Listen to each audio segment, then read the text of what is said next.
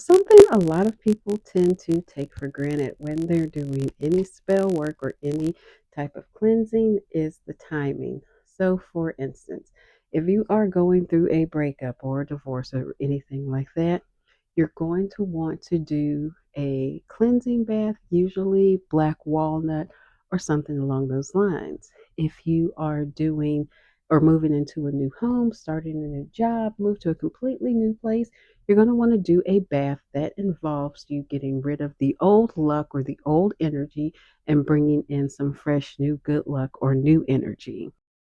And these can are usually called time of life baths. And that's basically when you're just looking to replace any old negative stale energy, get rid of that so that you can bring in something fresh and new. Next up, and this is kind of perfect because it is early spring.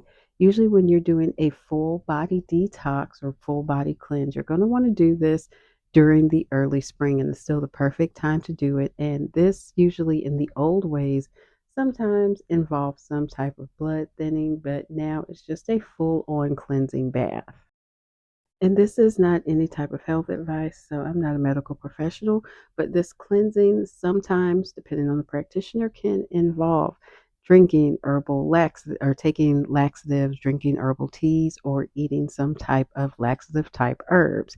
Yes, it is meant to clear you out completely. Now, another great time to take your spiritual baths can be once a month during the first 3 or 7 days of the month, as this does involve again getting rid of any old or negative conditions and bringing in positive luck.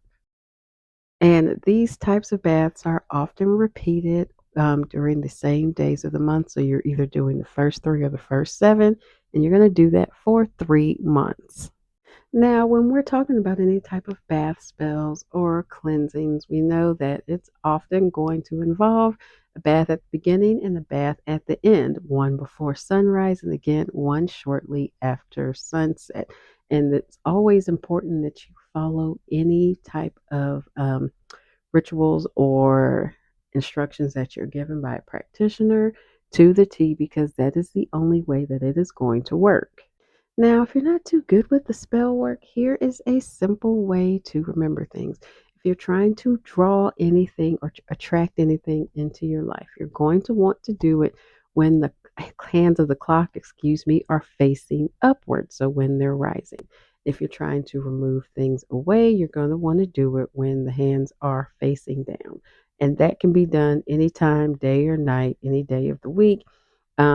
If you are looking to do spell work and you're not too familiar with astrological days, times, moon phases, that is the easiest way that you can get work done. So, an example of this, let's talk about a love drawing bath. So, first of all, you want to do it on a Venus day, which is Friday. But for the moon cycle, waxing moons are the best time to bring in new things and to attract, new business ventures, that type of thing. So, you would like to do it on a Friday or during a um, waxing moon phase, excuse me, especially if those two can align together, that's even better. Now, don't forget timing is just as important. So, if you're petitioning for a man at night, guess what you're going to get? A man that goes around at night and is possibly doing some unfaithful things. So, the timing is not as simple as some people like to make it seem. You're petitioning for a strong, stable relationship. So, you want to make sure that you get certain aspects of this correct. Now, can you time a new love attraction bath for a uh, sunrise, before sunrise on a Friday during the waning or waxing moon? Possibly. But in the event that you can't get that, perfect astrological timing altogether, just remember that as long as the hands are facing up, that is the most important thing because you do want to draw in new love. And remember, you don't want somebody that's going around, at night running the streets. So make sure it's before sunrise and before you speak to anyone.